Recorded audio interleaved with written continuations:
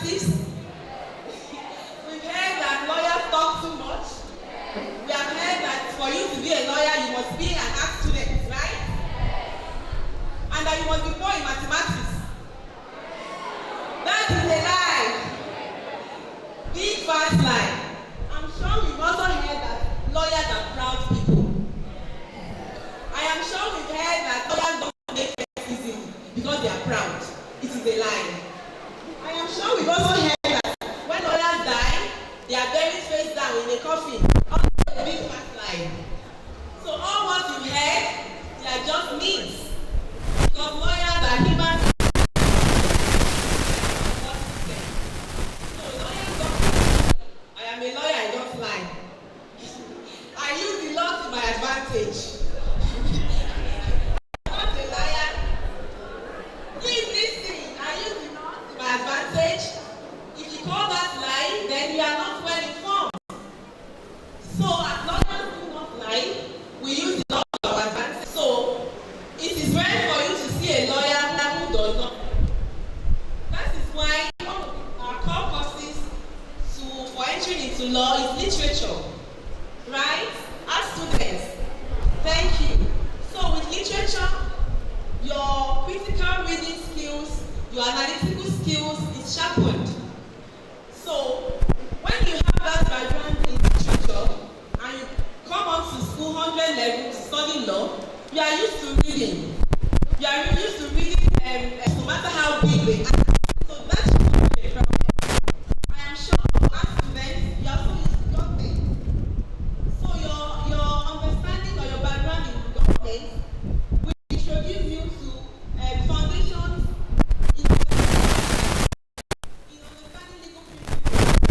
So that is why government literature very important. It helps you when you get to school, 100 level, I used to that from your high school level. I am sure we also know that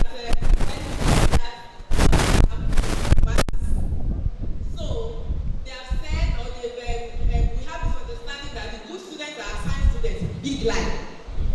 We've heard these things that the good students they science school that's like. Lawyers are not lawyers or art students are as good as their colleagues in other departments. So we are not inferior to anybody. Lawyers are not inferior, so our study skills, our study habits must be well sharpened. Emotional intelligence is also one thing. As a B lawyer, that should be sharpened. How do I mean? A client who comes to you, they will cry in your office, tell you all soft stories. You should not weep with them. You should put on your thinking cap and see how you can help them. You must be emotionally wise. You must be emotionally intelligent. Offer succor to your clients. It's also important that when you get to school, you must be in the right list of right friends, list of right network. If your circle of friends are not doing you good, then you need to call them up. The competition skills should be assessed for in the university. As to be lawyers, we are trained to be advocates.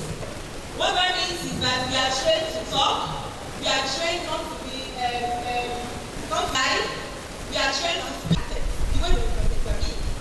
So that means that as a lawyer or lawyer in training, lawyers to be, you must be open to learning new things.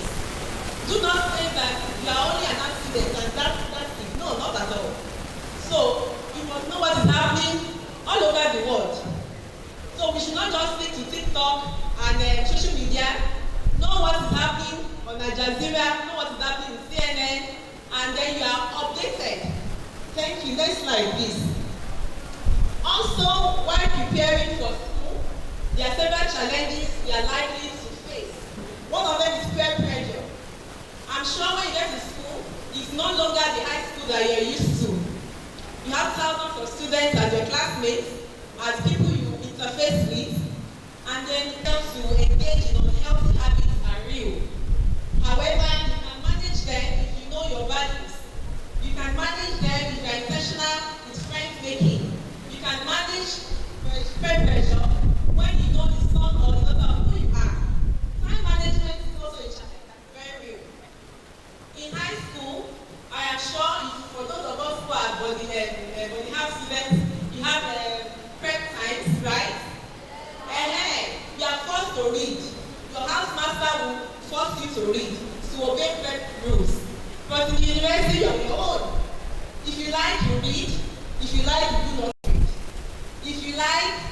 class. Well, now in most universities, attendance is compulsory, at least 70%. But no one will run after you for you to come to class. Not like what happens in high school. And then most times, if you are not really serious and you do not monitor your study habits, you may just find yourself in school and not in that school. So you may be in school, but you are not understanding what they are doing. That is a challenge that is very real. Academic freedom is also a challenge. Even though there is academic freedom at the university, as we be lawyers, we should be serious with our lives. As we be lawyers, we should be sure of what identity and confidence is also a problem. How do I mean? Most students study in what I call some syndrome. Some syndrome is the feeling that you are not good enough. Your classmates are asking questions, they are reading and you think they are understanding, but you are just there, you are just looking. Something happened yesterday. When I left class, one of my students ran after me. I was like, problem here. Let us hear it. And she said, while we were in class, somebody asked questions because my class yesterday was like a revision class. And the guy cited several cases, cited several provisions of the Constitution that she was hearing that for the first time. And we have done 100 level. I now said, how is that a problem? She now said, it appears she's not in the same class as her classmates because she was floating. I now told her, I now said, well, even though your classmate, it appears as if he knows everything, you all have your individual races. But that's why you're running your race, ensure that you get to the finishing line on time. That was what I told her, and I'm sure it made sense to her. So even though we may be struggling with this feeling of not being enough or not doing enough, ensure that you do not compare yourself unnecessarily with your fellow classmates. Unhealthy comparison may not do you well. So be patient with yourself, and then you see everything fall in place. Next slide. So, careers in law. There are several entry points to studying law. When you choose to study law, when you have the ambition of becoming a lawyer, you have chosen to be a boy in a better society. And that is one good thing. So, if you want to study law,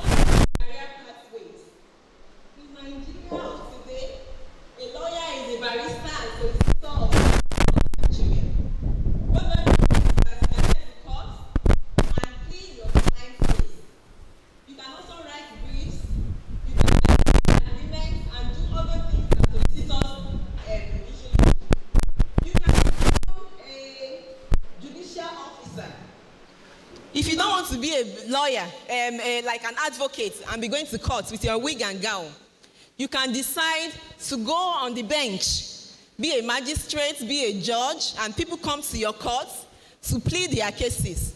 You can decide to be a policy advisor. You can be an in-house counsel. You work in UBA, but you are not a banker. You work in Shell, but you are not an oil specialist. So we have lawyers in-house in all those companies. So you can also be a legal researcher. You can be a law teacher like I am. But the beauty of studying law is that Even though I am a law teacher, I still go to court. Even though I am a law teacher, I teach law, I still do things outside of the university system. That is the beauty of studying law. So there are several career paths, either in public service or in civil service. I can decide to get employment with Lagos State Government Ministry of Justice and work there as a civil servant. It's okay. I can decide to be an in-house counsel. I work in a bank, but not as a banker, as a lawyer. So there are several career paths. In as much as we have human beings in a society, then there will be need for a lawyer, because conflicts are bound to arise.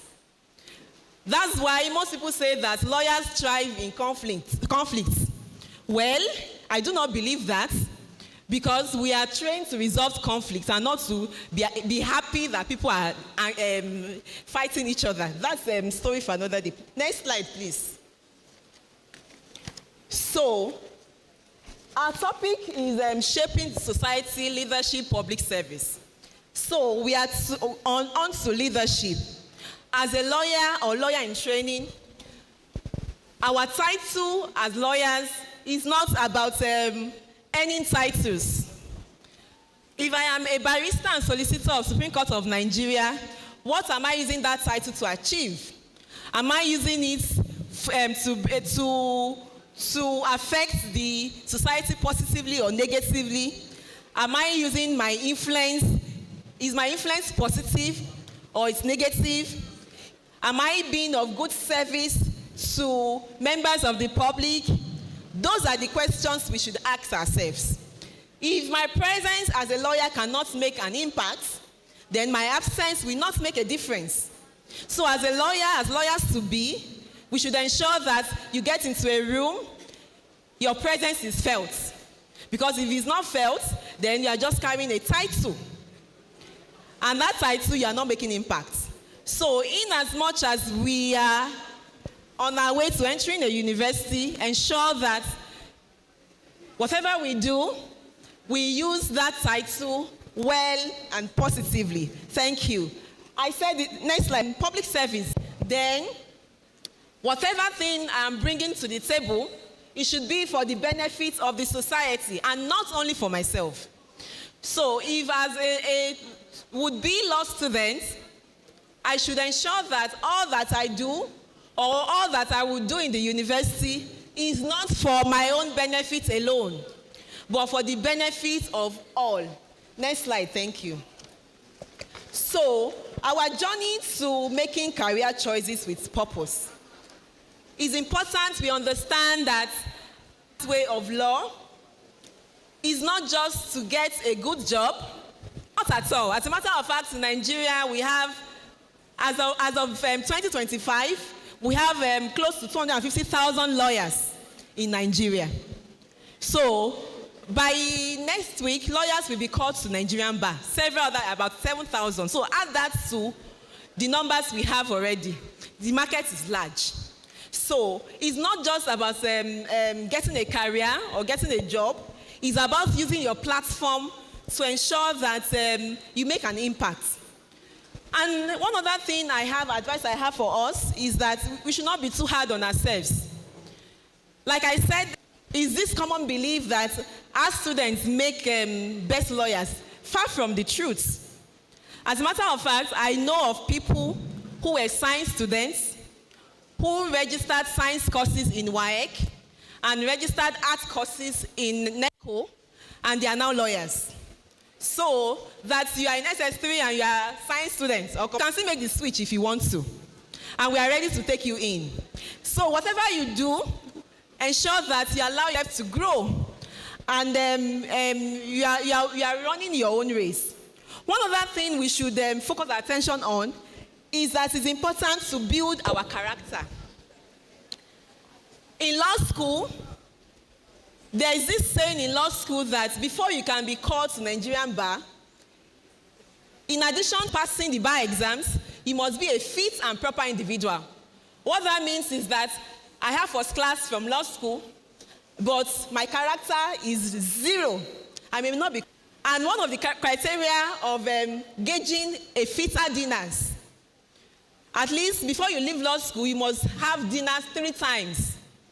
So for those of us who want to be lawyers, if you don't know how to use fork and knife, or you eat and your mouth is making noise, or you are eating and you are eating chicken and all of that like that, you may not be called to bow, but you may be brilliant. So in addition to brilliance, we should ensure that we are fit and proper individuals. You speak when you are spoken to. When you are eating at bad dinners, you don't talk, no matter who the person is.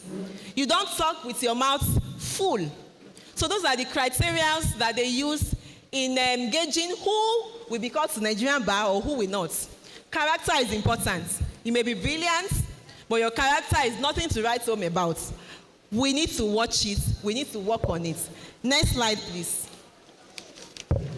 In conclusion, as we step into the world, thinking of our career paths, it's important that we do that with courage, with dedication.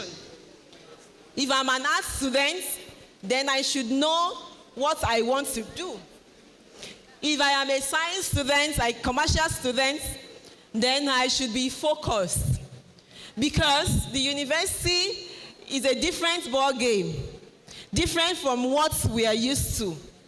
And then we should have this understanding that we are not entering the university just to get a certificate. Not at all. Because our certificates will not do justice. What can you do beyond your certificate? What can you do outside of your certificate?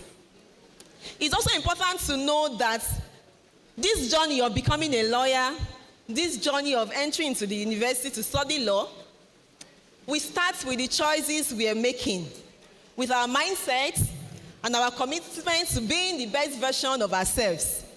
If I am not too good now, I am reading my literature text and I slip off. You may need to work on that because studying law is not like the storybooks we read. You may have several voluminous books, cases that you need to read for you to pass. So we need to work on ourselves. We need to work on our mindset and be sure that we are on the right path. And then lastly, before I leave, there are things that we need to understand people. Is it that you see them dressed in black and white or in dark colored clothes? And then dark colored clothes, they are called regulation dresses. It will be rare for you to see a lawyer wearing red, yellow, pink, nibo. Those colors are not dresses. And in purposes, then you put them in ponytails. Because the training of the profession guides us to dress moderately. Lawyers are not boring people, don't get me wrong. We enjoy life too. Lawyers go to parties. Lawyers also have friends. They do all this activity. Oh, one bit, thank you. But in law school, you use earrings. You use earrings that is bigger than what I'm wearing. All this big angle-like earring, you are sent away.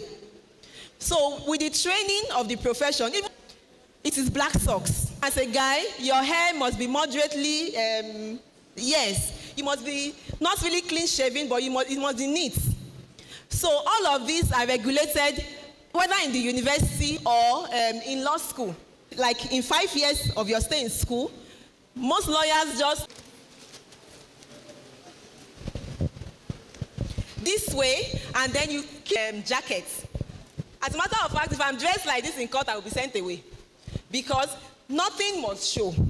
So whatever I am wearing must be tucked in the jacket I am wearing. And then you use this, and like I said, your hairs must not be flowing. It must not be like everywhere. Otherwise, you'll be sent out. Then this is what we call a wig.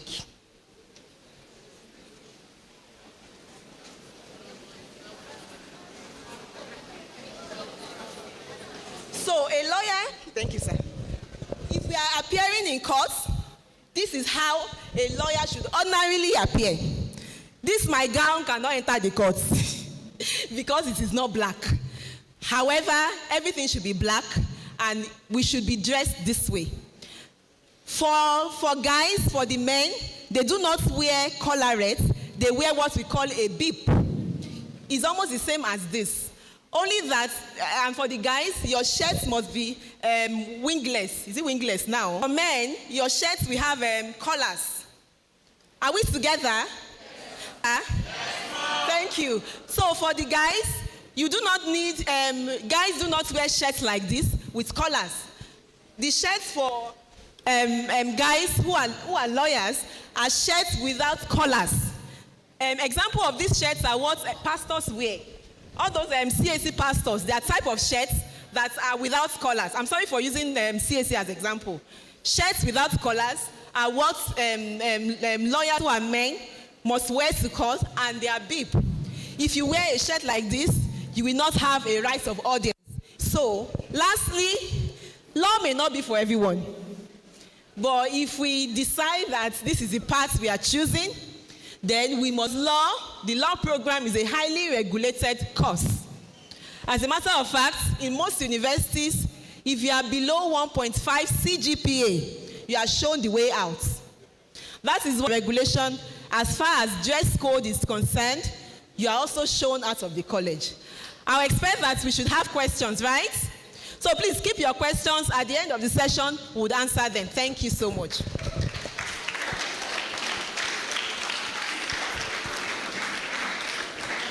Can we do better in terms of our round of applause for Dr. Itunu on that wonderful lecture? Good. We have one thing or the other battling our minds. Questions, curiosities, observations, to just channel our part in what we've come to do today. And for that, we'll move into the next session where we have question and answer. While that is going on, a questionnaire will be passed across to us to fill, just for you to express the kind of career path you want to take. So when that questionnaire gets across to you, please kindly fill it as truthful as possible. So to go into the question and answer section, I have Dr. Olashupo to come and take this session.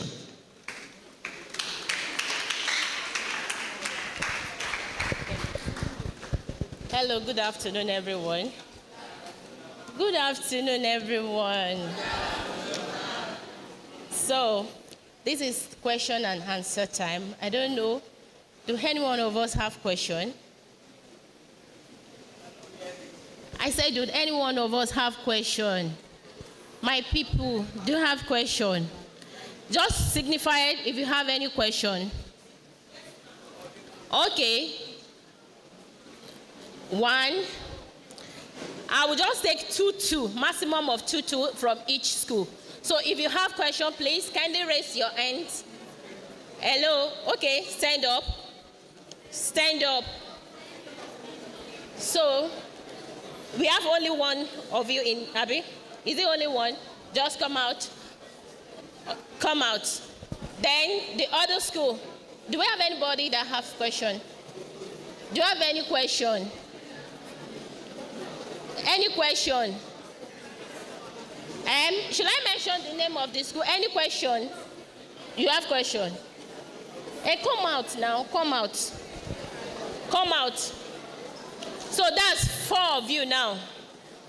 So come out. Please allow her to pass. Come out. Do you have question? All right. So I'm waiting for you. So you tell us your name and you go straight to your question, darling.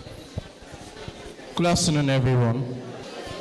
My name is Carlo Bina. Okay, my question is for the law. I wanted to ask, the black outfits they wear, does this signify something? Why is it always black and white? Like, that's my question.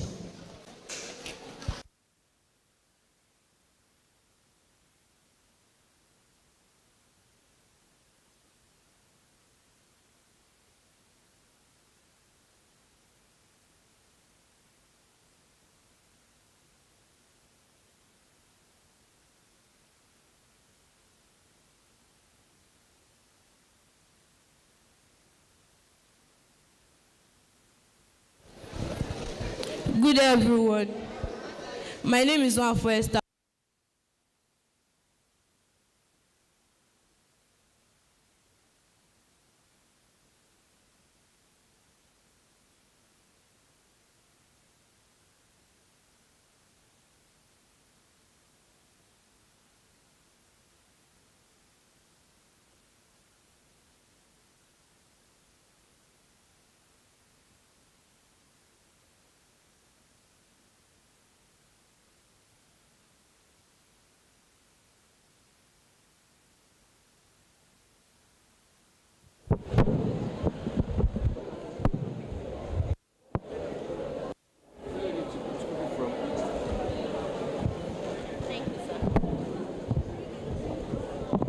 Good everyone. My name is Juan Esther from Rigu College, Imota. My question goes, how many types of CPR do we have? And as a gynecology, how many years course do we offer?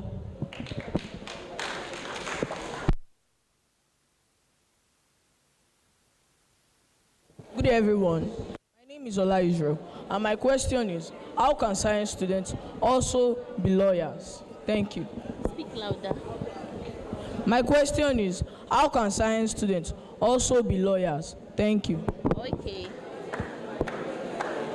His question is, how can a science student be a lawyer? Dr. Itunu is right here to answer the question. And for the, what's your name? You did not tell me. For the Esther.